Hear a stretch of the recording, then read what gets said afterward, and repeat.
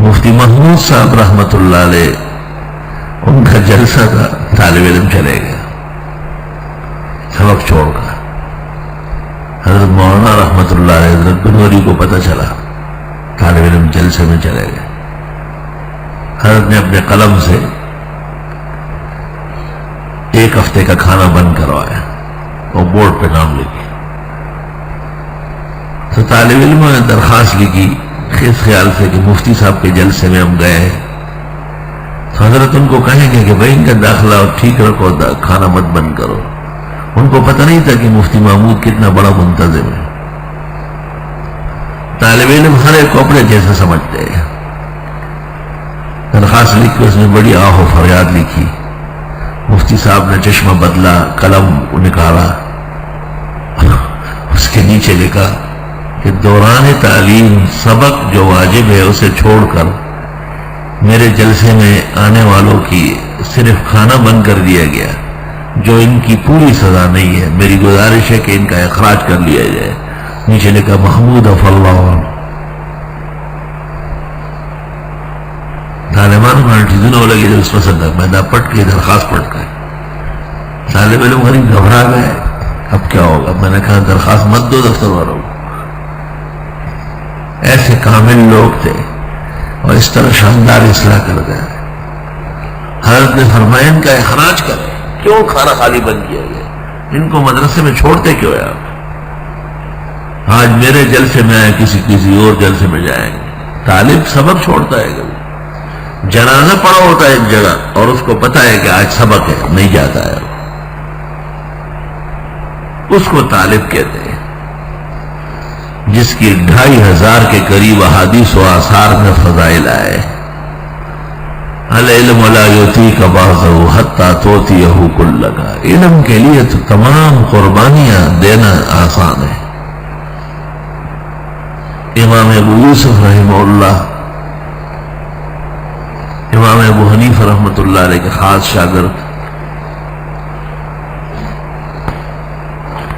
اور کہا جاتا ہے کہ جس طرح ابو بکر صدیق پر آن حضرت صلی اللہ علیہ وسلم کو بڑا ناز تھا، بڑا معتمد تھے، حضرت بڑے خوش ہوتے تھے، اس طرح امام ابو حنیفہ کو امام ابو یوسف پر بڑا ناز و فخر تھا.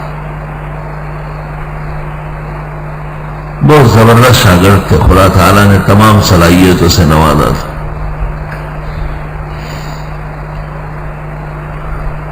الوعی فی العلم والذکر والعلماء، صفحہ 52. ابن الجوزی لکھتے اتفق الحفاظ علی حفظہ و اتقانہ. امام ابو یوسف کے حفظ و اتقان پر اجماع ہے. تاج التراجم میں قطب نے لکھا ہے اتفق الحفاظ والثقات علی انہ کان حفظ الاحادیث کلہا. ابو یوسف کو اپنے دور کے ساری حدیثیں یاد تھی. علل الحدیث جلد اول صفحہ 26 احمد کا قول موجود ہے. بہت بڑے لوگوں میں سے ہے. اللہ اکبر. تفصیل طالب علم بلاد عرب کے انور شاہ شیخ زید الکوثری کی معروف و مشہور کتاب حسن التقاضی فی سیرت الامام ابو یوسف القاضی، اس میں دیکھیں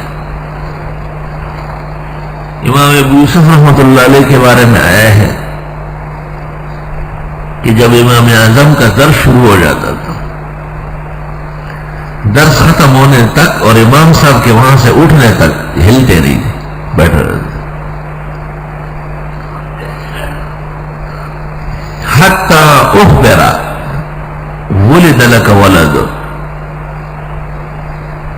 ثم اطلع بأنه صار مريض ثم اطلع بأنه توفي. اطلاع آتی رہی بچہ پیدا ہوا، بیمار ہو گیا، مر گیا، جنازہ پڑھا، محلے والے پڑھ لیں. امام ابو حنیفہ کا درس جاری ہوتا تھا.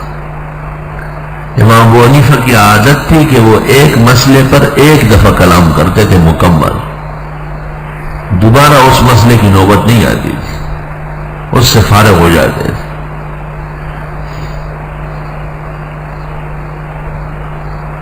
تو علماء علماء لکھتے ہیں ملازم بے شیخ دنیا کے اندر ابو یوسف جیسا کوئی نہیں، اس لیے حسنت لہ البرکات، بے انتہا برکات اللہ تعالیٰ نے ان کو عطا فرمایا۔ بے شک طالب علموں کی قربانی اب بھی کچھ کم نہیں ہے، فتنوں کا دور، 15ویں صدی، پرآشوب حالات، اور فتنے بھی کوئی معمولی نہیں، جان جانے والے۔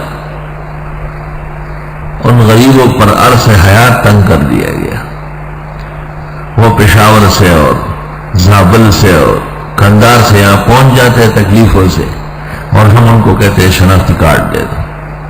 بھائی وہاں شناختی کارڈ کہاں ہے؟ اور یہ اس ظالم اور مکار اور فریبی حکومت کے گلے پڑے گا۔ دینی مدارس کو تنگ کرنا اور ان پر ناحق دباؤ ڈالنا، افسوس صد افسوس۔ یہ پابندیاں نہ ہو تو اللہ کے فضل سے اللہ نے ہمیں توفیق عطا فرمائی، 10,000 طلباء کو ہم رکھ سکتے ہیں تفسیر میں، پورے 10,000۔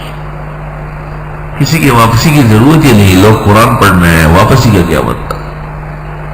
لیکن افسوس کہ حالات ایسے کمزور ہے اور پریشان کن ہے کہ نظم و نسق کی حفاظت ضروری ہو گئی۔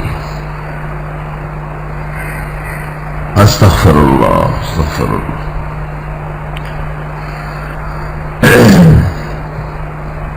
اور جو عادی ہو چکے ہیں، ایک طالب علم ثانیہ میں آیا، بہت پہلے کی بات ہے، 20 سال پہلے، ثانیہ میں داخلہ چاہیے، ایسے میرے خیال سے 2 بھینسیں اکٹھی ہو جائیں، اتنا اس کا آدھا جسم تھا۔ میں حیران ہوا کہ یہ ابھی تک ثانیہ پڑھ رہا ہے، تو مجھے کہتا ہے کیوں ثانیہ پڑھنا گناہ ہے کیا؟ میں نے کہا بہت دیر کی آپ نے، تو میں نے درجے کم پڑھے ہیں، مدرسے سے زیادہ دیکھے ہیں۔ تو میں نے کہا اب تک کتنے مدرسے دیکھے؟ کہا اگر آپ داخلہ دے دیں نا تو 62 ہو جائیں گے۔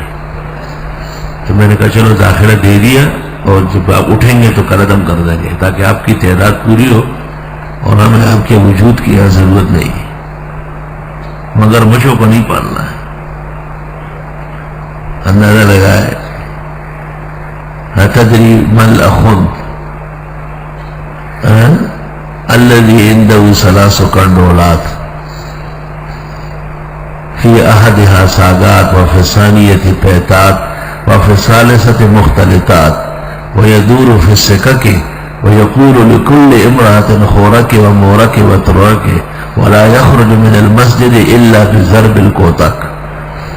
دا طالب دے درجہ ثانی تراغلت دوش پہ مدرسی کا چلی تشوق آواز نہ پہ خدیجہ۔ توبہ، ایسے لوگوں کا داخلہ اور خروج برابر ہے۔